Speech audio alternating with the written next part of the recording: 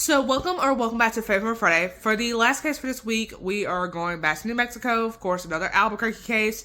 Don't know what y'all be doing over there at Albuquerque, but apparently a lot of stuff been going on because this is like the fourth case that I've covered in Albuquerque alone. So yeah, definitely gotta be careful when you go over there. This case, it happened a while back ago. Not very well known, despite there being like multiple victims. And like I said, I've covered a case, like there was a Blockbuster case back in 2002 where multiple people died, and that case wasn't very well known. So I guess we got another one, but this one's called the Hollywood Video Murders because it happened inside of a Hollywood video store. And so definitely know if you were alive, if you lived in Albuquerque, if you knew any of the victims, the suspects, always let me know. So just a heads up on that. And so with that being said, I'm gonna quit my rambling and let's go get started. At some point, she goes to jail, but she gets out when she's like 40, and she goes through a support group to help her like get her life straight after getting out of jail. She gets a job as a waitress and apparently has her own apartment, so things are starting to look up for her. She's dating this guy named John Lucille that apparently she met through the rehab group, which apparently you're not supposed to do, but you know, people do it anyway. And then through John, she meets Shane Glenn Harrison, who apparently was born in 1970. So then, of course, apparently Shane tried to rob a restaurant in his own hometown at gunpoint, and apparently he had a small hometown, so like I imagine everybody know everybody. So obviously the people who, unless Shane like wore a mask, they knew that it was Shane, but he was caught eventually. John and Shane apparently met in the prison, and John essentially protected him while he was in jail, so they became friends, and then he became a repeat offender. And then apparently he actually got released early, and this was due to an act that was trying to like control the overpopulation of prisons, because there was like a lot of people going to jail, so there's like overpopulation. So we're gonna release some people early. And this was despite one of the conditions being that the crime that you committed couldn't have involved a gun. And like I said, he held people at gunpoint. So I guess they thought since somebody died or nobody was hurt, that we're just gonna release this man. So that's how he got released early. Then Shane apparently would lie on his job resume, and because obviously he has a criminal record, and most jobs like are not gonna hire you depending on what type of criminal record you have. So then he lied on the resume, so it's easy for him to get a job. He gets a gas station job, but quits because I guess he decides he doesn't want to do the legal life. I guess he decides that's boring. So then John, remember he's dating Esther. He walks in on her sleeping with a friend who's like 17. Doesn't identify who the friend is, just say he's 17. And John apparently beats him. Doesn't kill him, he just beats him. And he skips town because apparently he is on parole. And him beating somebody up obviously violates your parole. So then, of course, Esther, like it's nothing, she moves on to Shane. John apparently gets rearrested. Doesn't say whether it's for beating this little 17-year-old or for something else, but apparently he gets rearrested. And then he calls Esther asking her for money. So then on February 23rd, 1996, apparently Esther and Shane go rob like a restaurant together. And apparently this is said to have been revealed because they bragged about it to a pair of their friends, and their friends also went and told police. And then it was Shane's idea to go rob the Hollywood video store next. So this is where this comes into play. So then on March 2nd, 1996, they go to the Hollywood video store. So basically think like Blockbusters, but like less known, right? So they're at the Hollywood video store. Apparently they go after hours when it's closed. They see the employee locking up the door because, again, the store is closed. So then Shane's trying to ask him, can he get let in? And apparently he was even trying to open the door himself, but of course the employee refused because they were closed. Police didn't get called. I guess that employee was trying to go home, wasn't trying to deal with it. Thought that was the end of that. Come back the next night, so March 3rd, 1996. This is the fateful day we need to take note of. So Esther and Shane, they go into the store when the store is supposed to be about to close. There's 3 employees inside, and they're waiting for this last customer to leave because we ain't trying to have the customer get involved. We're only here for the employees. So they're here with a shotgun and apparently a semi-automatic pistol. And then the customer, I guess they eventually found out, I don't know if he came forward or they found out who did it. They found out that he was the last customer through like records or something. But he would later say that it was definitely Esther. Esther was definitely there. But couldn't identify Shane for sure. But they showed a picture of John, even though John literally is like in jail. And of course he said it definitely wasn't John, but I'm not sure if that was Shane. Even though John, I'm pretty sure literally was in jail when this happened. So the 3 employees are there. We have Zachary Blacklock. We have Jawanda Casillo, who apparently is the manager. And then you have Mylene Doitai. So start with Zachary. Zachary was born on January 27th, 1977. He apparently was supposed to graduate high school the year prior, but dropped out dropped out he dropped out due to not having enough credits in order to like graduate, right? And then he apparently had sent a application over to Disney World because he wanted to go work for Disney World, and then he had a backup plan for art school in case that didn't work out. Jawanda was born on September 6, 1977. Apparently, she was a high school senior. She was on our basketball team and on homecoming court. And apparently, regularly, there was like a homeless man that would sit outside, and she would bring sandwiches to him. So that shows the type of person she is. So, so that kind of hurts now knowing that. And so then Mylene, she was born in September 1965. Apparently, she had lived in Arizona and Colorado, but she eventually moved to New Mexico, where our store takes place, to be closer to family. And Mylene was actually the manager of the store. And Esther grabs Mylene, because, she's a manager, so obviously she would know like where the security tapes are and stuff.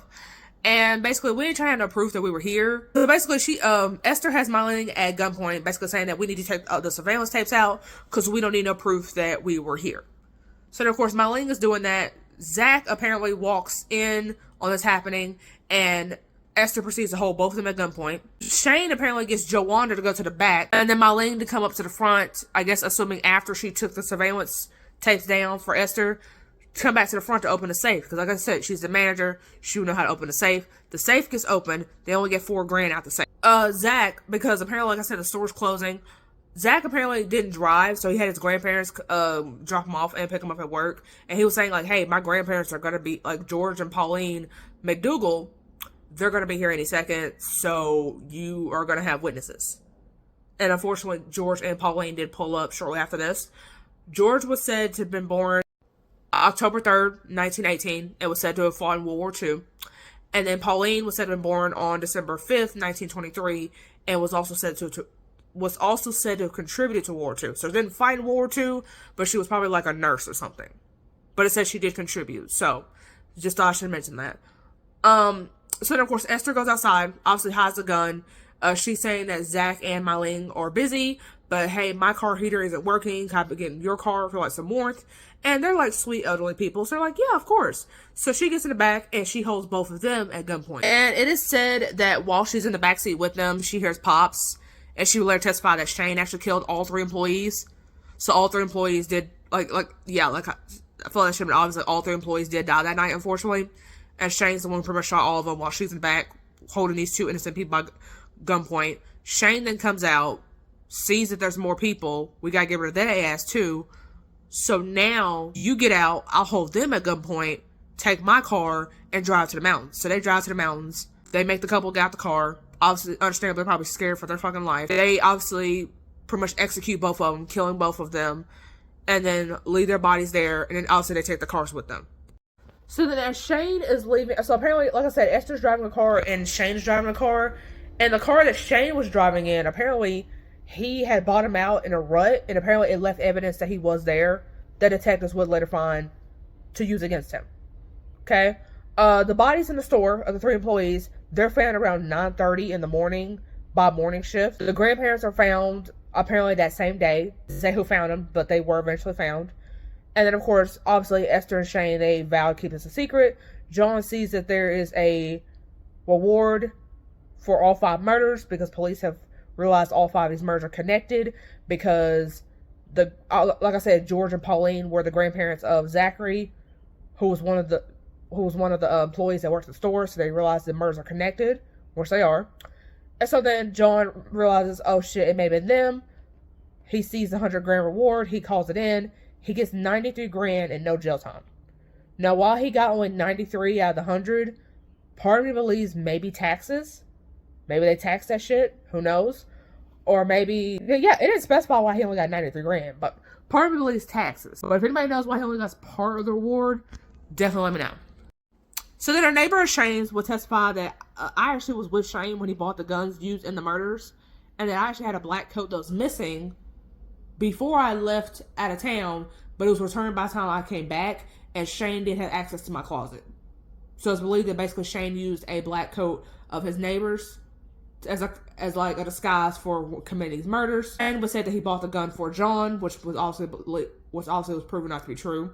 And then a cellmate of Shane's that apparently he had before the murders, he claimed that he was going to commit another robbery, but for this robbery, there can't be any witnesses. And obviously, for the robbery there was, there were no living witnesses. So, and then Shane, of course, tries to pin it all on Esther, saying that, oh, I was at home and she committed all the robberies.